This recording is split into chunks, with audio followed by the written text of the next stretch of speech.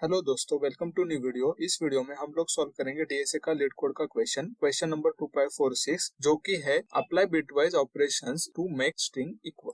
तो इस क्वेश्चन को हम लोग 3 पार्ट में सॉल्व करेंगे। पहले हम क्वेश्चन को समझने की कोशिश करेंगे, सेकंड हम बात करेंगे अप्रोच की, और थर्ड हम एक्चुअल कोड करके सबमिट करके देखेंगे। तो चलिए आते हैं क्वेश्चन के ऊपर। You are given two zero indices binary strings s and target of the same length n। तो बाइनरी स्ट्रिंग मतलब क्या? ऐसी स्ट्रिंग जिसके अंदर सिर्फ और सिर्फ जीरोस एंड वंस मौजूद है, उसके अलावा कोई भी और कैरेक्टर या नंबर उसके अंदर मौजूद नहीं है। चलिए आगे का पढ़ते हैं। You can do the following operations on S any number of times. तो चलिए समझते हैं ऑपरेशंस क्या हो सकती है। Choose two different indices I and j where 0 is less than equal to I and j is less than n. Simultaneously replace s of I with s of I or s of j and s of j with s of I x or s of j। तो इसका मतलब है यहाँ पे दो bitwise operators होंगे और and x और। इन दो ऑपरेटर्स को लेकर के हमको कुछ ऑपरेशंस करने हैं इन एलिमेंट्स के ऊपर, और ऑपरेशंस करने के बाद आगे क्या करना है? तो return true if you can make the string S equal to target और फॉल्स अदरवाइज। तो इसका मतलब क्या है? लेट्स से हमारे पास एक स्ट्रिंग दी गई है str is equal to 1000 and हमारे पास एक टारगेट दिया गया है, target is equal to let's say 1110। तो हमको ये चेक करना है कि क्या ये वाली स्ट्रिंग ऑपरेशंस करने के बाद इस फॉर्मेट में बदल पाती है या नहीं बदल पाती है।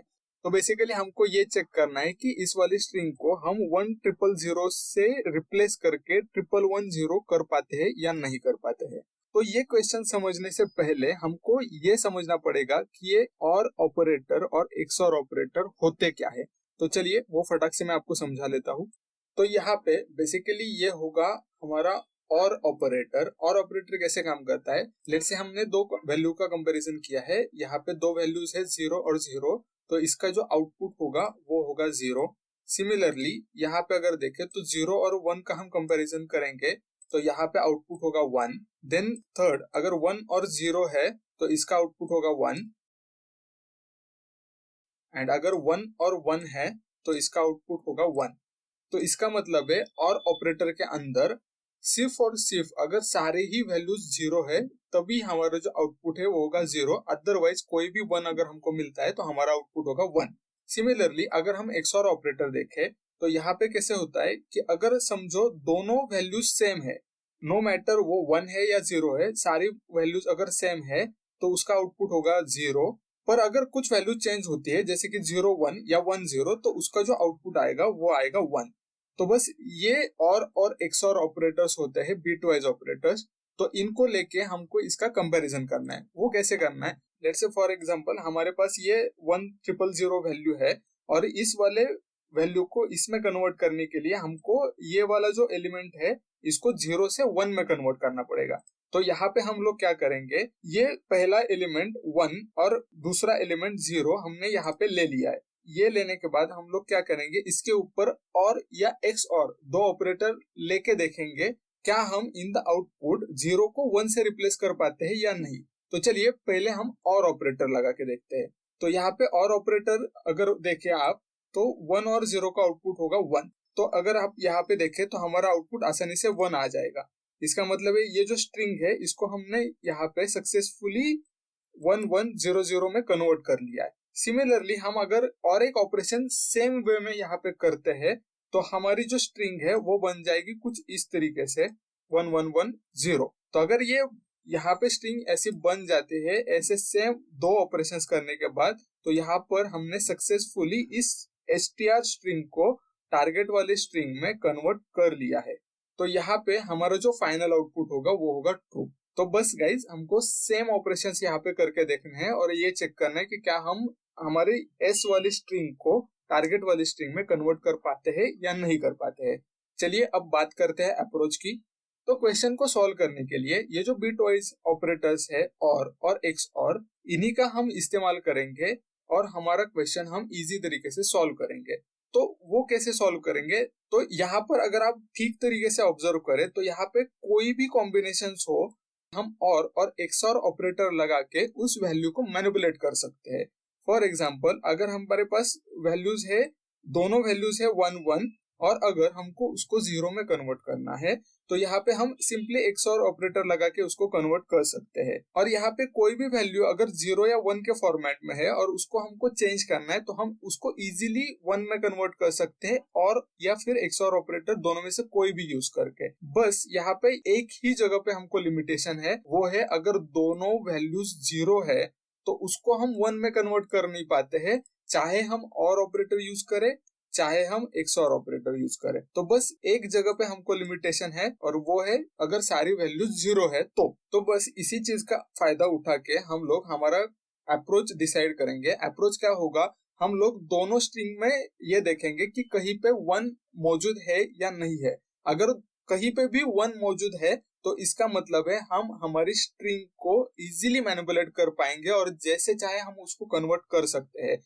और अगर 1 मौजूद नहीं है तो हम वो नहीं कर पाएंगे, तो उसी कंडीशन में हम जाके फेल होंगे, अदरवाइज हम सारे ही कंडीशंस में जाके पास होने वाले हैं। तो बस इसी चीज का फायदा उठाने की कोशिश करते हैं कोड के अंदर। चलिए आते हैं कोड के ऊपर। यहाँ पर हम लोग क्या करेंगे, दोनों में अगर 1 है कि नहीं हमको चेक करना है, तो उसके लिए हम लोग 2 सिंपल वेरिएबल्स लेंगे। तो यहाँ पर हम लिखेंगे let check 1 is equal to false, और यहाँ पे हम सेकंड वेरिएबल लेंगे चेक 2 और उसको भी हम बाय डिफॉल्ट वैल्यू देंगे फॉल्स। तो यहाँ पे हम लोग सिंपल फॉर लूप लगाएंगे, for let i is equal to 0, i is less than s dot length and i plus plus. तो यहाँ पर हम बेसिकली दोनों स्ट्रिंग्स के हर एक एलिमेंट को जाकर के विजिट करने वाले हैं। देन हम लिखेंगे if s of i is equal to 1, then check 1 is equal to true. Then उसके बाद हम लिखेंगे if target of I is equal to 1, then check 2 is equal to true। तो बस हम यहाँ पे 1 का प्रेजेंस चेक कर रहे हैं। तो बस गाइस सिंपल इतना सही कोड होगा हमारा। यहाँ पे हमारे चेक 1 और चेक 2 की वैल्यूज फॉर लूप खत्म होने के बाद अपने आप अपडेट होते जाएंगे। तो यहाँ पे हम सिंपली लिखेंगे रिटर्न चेक 1 एंड चेक 2 और not of check 1 and not of check 2। तो इस लाइन को मैं यहाँ पे आपको एक्सप्लेन करना चाहूंगा। यहाँ पर हम क्या कर रहे हैं, ये जो चेक 1 एंड चेक 2 है, तो लेट्स से फॉर एग्जांपल दोनों स्ट्रिंग में हमको 1 की वैल्यू मिल गई है, तो हम इजीली किसी भी स्ट्रिंग को मैनिपुलेट कर सकते हैं और उसको टारगेट में कन्वर्ट कर सकते हैं। तो इसलिए हम यहाँ पे चेक करें, अगर दोनों के अंदर 1 मौजूद है तो यही से 2 को रिटर्न कर दो। अगर नहीं है तो सेकंड कंडीशन क्या हो सकती है कि दोनों ही स्ट्रिंग्स के अंदर 1 मौजूद ना हो। अगर दोनों ही स्ट्रिंग के अंदर 1 ना मौजूद है तो इसका मतलब क्या हुआ कि दोनों स्ट्रिंग ऑलमोस्ट सेम ही होगी, उसके अंदर सिर्फ 0 होगा, तो उसको चेंज करने की जरूरत ही नहीं पड़ेगी हमको। तो इसीलिए हम लोग यहाँ पे क्या करेंगे, not of check 1 and not of check 2 return करेंगे। तो इन दोनों में से जो भी कंडीशन यहाँ पे मैच करेगी वो वहां पे जाके रिटर्न कर देगा हमारा आउटपुट, और अगर दोनों ही कंडीशन यहाँ पे फॉल्स है तो फॉल्स जाके रिटर्न कर देगा। चलिए बस इतना सही कोड है हमारा, रन करके देखते हैं। तो यस गाइज, हमारी जो सैंपल टेस्ट केसेस है वो यहाँ पे रन हो रही है। चलिए कोड को सबमिट करके देखते हैं। तो यस गाइज, हमारा कोड सबमिट हो चुका है यहाँ पे। तो बस गाइज आज के वीडियो में इतना ही। अगर आपको वीडियो अच्छा लगे तो लाइक करो, शेयर करो, चैनल को सब्सक्राइब करो और कमेंट करके मुझे जरूर बताना कि आपको नेक्स्ट क्वेश्चन कौन सा चाहिए। Thank you so much.